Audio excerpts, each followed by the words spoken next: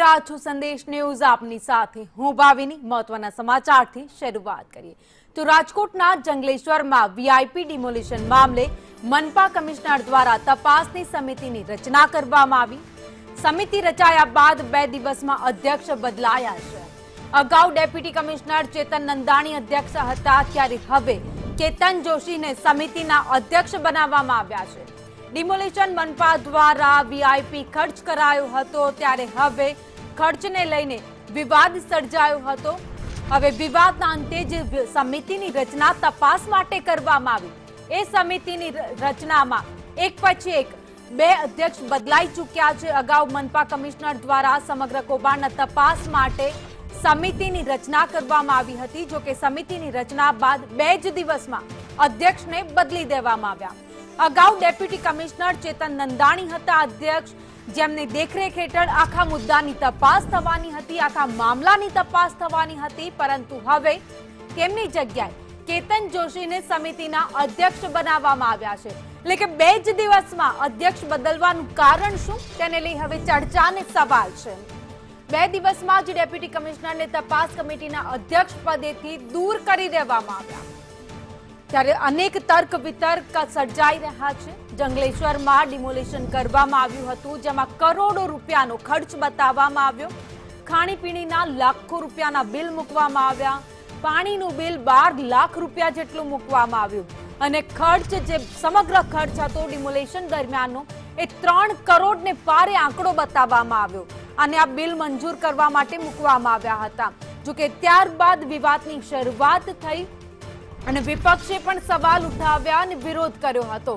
આખો મામલો સામે આવતા જ મામલો ગાંધીનગર સુધી પહોંચ્યો, તપાસની શરૂઆત થઈ, ખુલાસો માંગવામાં આવ્યો, સમિતિની રચના કરવામાં આવી, અને હવે એ સમિતિને લઈને પણ તર્ક વિતર્ક હવે શરૂ થયા છે। ક્યાંક તેમાં પણ કોઈક સંડોવણી હોય તેવી ગંધ અત્યારે આવતી હોય તેવું દેખાઈ રહ્યું છે, મિલીભગત હોય તેવું પણ દેખાઈ રહ્યું છે, કારણ કે માત્ર 2 જ દિવસ થયા અને 2 જ દિવસમાં અધ્યક્ષને બદલી નાખવામાં આવ્યા। એવું તો શું કારણ હતું કે 2 જ દિવસમાં અધ્યક્ષને બદલવા પડ્યા? ત્યારે મનપા કમિશનર દ્વારા તપાસ સમિતિની રચના કરવામાં આવી હતી। સમિતિ રચાયા બાદ 2 દિવસમાં અધ્યક્ષ બદલવામાં આવ્યા। વધુ અપડેટ સાથે સંવાદદાતા મયુર સોની અમારી સાથે જોડાઈ ગયા છે। મયુર, 2 જ દિવસ થયા તપાસ સમિતિના અધ્યક્ષને બદલી દેવામાં આવ્યા, સવાલ અનેક થઈ રહ્યા છે। બિલકુલ, તપાસ કમિટીની રચના કરવામાં આવી હતી, આનંદ ફાનંદમાં રચના કરવામાં આવી હતી। પહેલેથી જ કહેવામાં આવતું હતું કે જે વ્યક્તિ ડિમોલિશનની અંદર ઇન્વોલ્વ ન હતા એમને ચાર્જ સોંપીને તપાસ કરવી જોઈએ, પરંતુ ચેતન નંદાણી કે જેઓ ડિમોલિશનની અંદર કાર્યરત હતા એમને ચાર્જ સોંપવામાં આવ્યો, એમને અધ્યક્ષ બનાવવામાં આવ્યા હતા। અને હવે એકાએક પ્રેશર આવતા કેતન જોશી કે જેઓ પીજીવીસીએલના પણ અધિકારી છે, તેમની પાસે રાજકોટ મહાપાલિકાનો પણ ચાર્જ છે, તેમને આખી તપાસ સોંપવામાં આવી છે।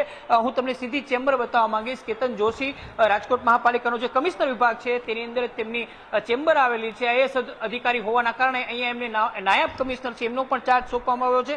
તેઓ પીજીવીસીએલની અંદર પણ મહત્વનો હોદ્દો ધરાવે છે, સાથે સાથે નગરપાલિકાઓ છે તેમના પણ તેઓ ચાર્જ ધરાવે છે, એટલે 3 થી 4 મલ્ટિપલ ચાર્જ છે તે કેતન જોશી ધરાવે છે। હવે તેમની પાસે એસઆઈટી એટલે કે મહાપાલિકાનું જે જંગલેશ્વર હતું તેના ડિમોલિશનના ખર્ચને લઈને જે તપાસ કમિટી બનાવવામાં આવી છે તેમના અધ્યક્ષ બનાવવામાં આવ્યા છે।